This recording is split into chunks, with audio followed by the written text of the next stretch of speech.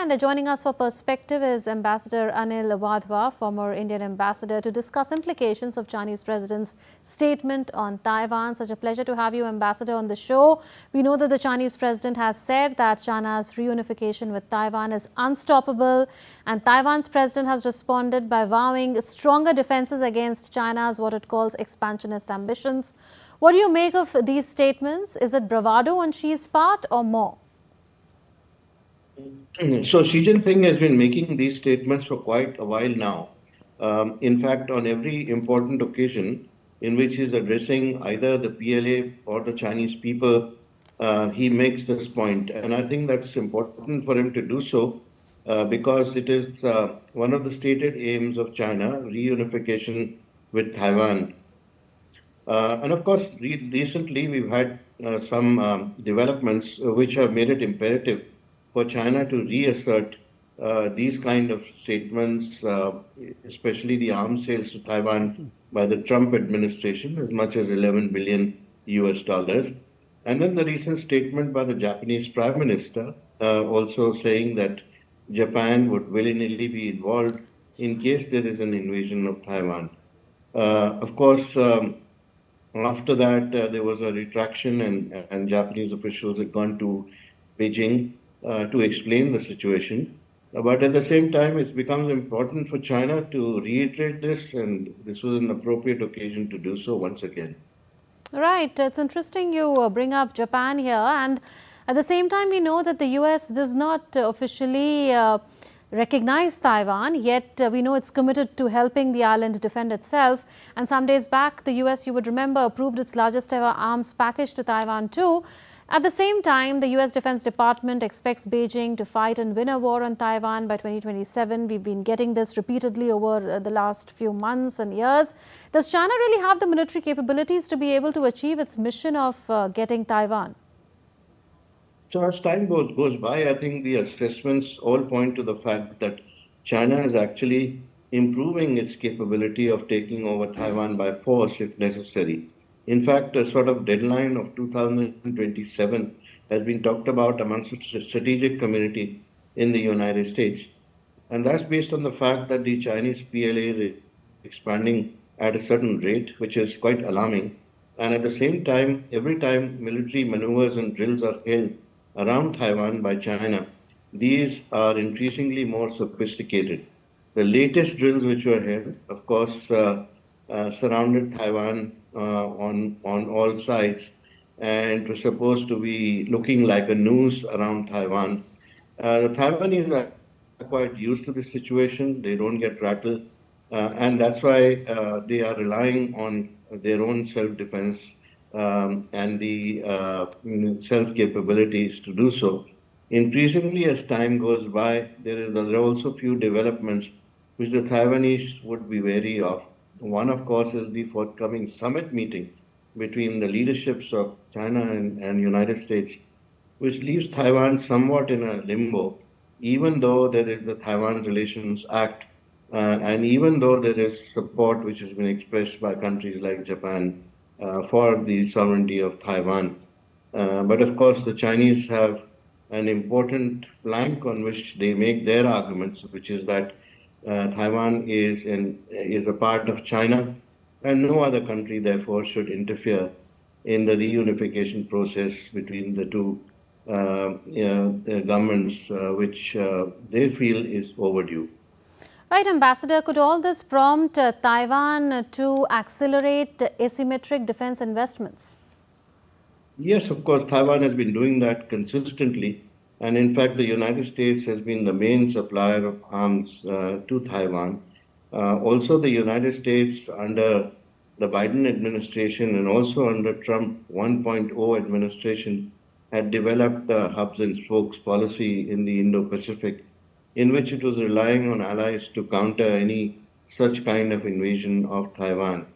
But given the current circumstances where President Trump has expressed his desire to meet with Xi Jinping in order to reach some sort of an accommodation, there are some doubts which have arisen as to what kind of stand the United States is going to take in such an eventuality.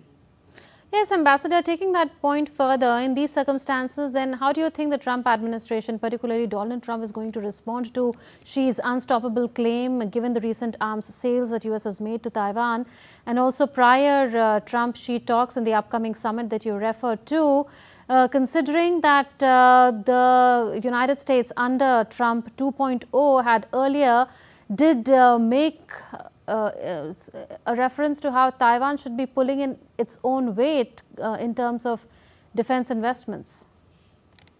Yes, so while there are statements which are made from time to time in the United States and by US administration officials in support of Taiwan, the reality on the ground is that the Chinese posture vis-a-vis Taiwan has been tightening.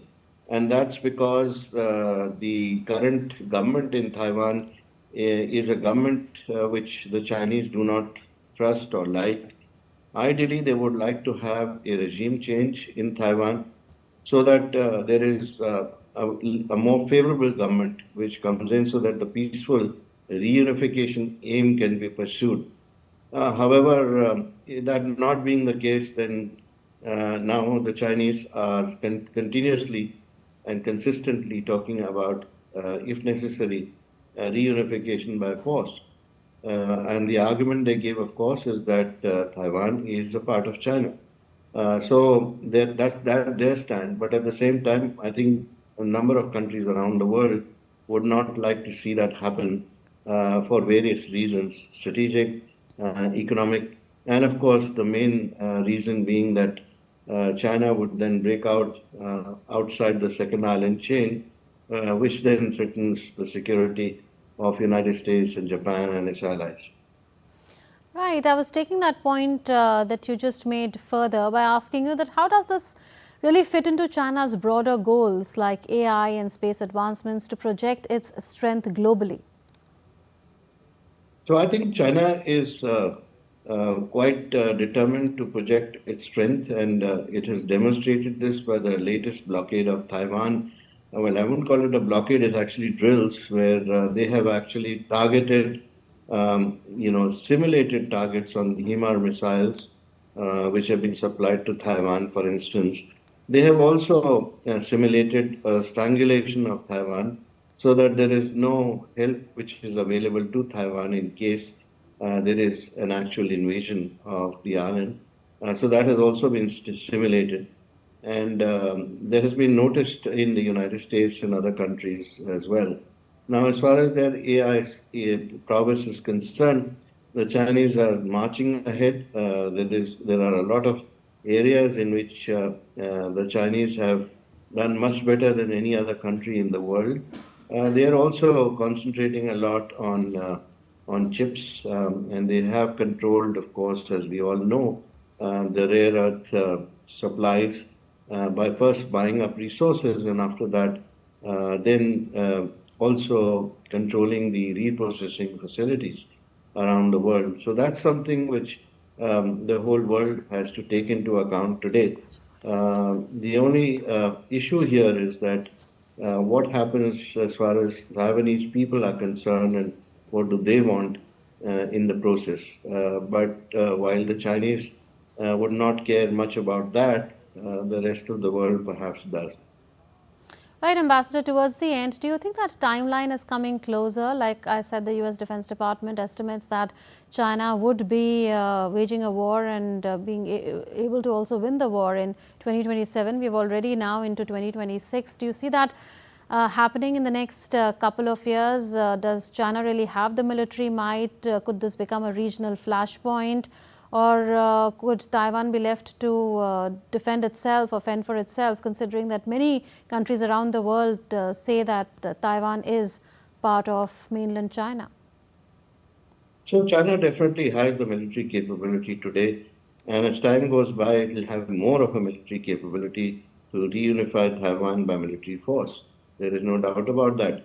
But at the same time, the Taiwanese are quite confident of inflicting a lot of harm on the Chinese should that attempt be made. And at the same time, the Chinese will be mindful of the resentment which will come about as far as the Taiwanese population is concerned. So their first preference, in my view, would be to have a peaceful reunification rather than a military reunification. And the deadline of 2027 is an artificial deadline which has been put forward by the American officials in order to justify the build-up that the United States also needs to counter China as far as the Navy is concerned, as far as military is concerned. So I don't think we should pay much attention to that.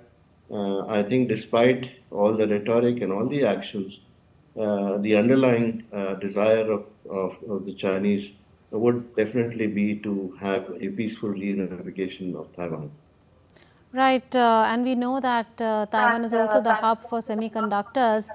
So, if that battle were to happen and if China were to win, then will that change the economics of the world considerably? We've, especially since the COVID-19 pandemic, been telling the world, the developing countries, the global south, that it's important to have resilient and alternative supply chains. But here there is China looking at attacking Taiwan and also controlling its semiconductors, which is something which is required for machines around the world to run. So, can that significantly change the economics of the world? Yes, definitely it will. It will have a significant impact on how world economies operate and their interdependence, etc. Of course, the world will have to build new supply chains in that eventuality. But of course, this point has been thought over many times, I'm sure, by capitals around the world, especially those who are conscious of the fact that such a situation could arise. I think we should also remember that this is at the back of the mind of countries like United States and Japan, and even Australia, who are in the vicinity, to actually come to some sort of an arrangement whereby they will be able to help the United States in case of a conflict. Um, if the conflict comes about, how will the United States respond to it is also now gone into the realm of ambiguity. So we don't know how this will develop, but I think other countries around the world must be thinking of developing their own supply chains and their own capabilities in this regard. We'll leave it at that. Ambassador Wadhwa, pleasure to have you on the show.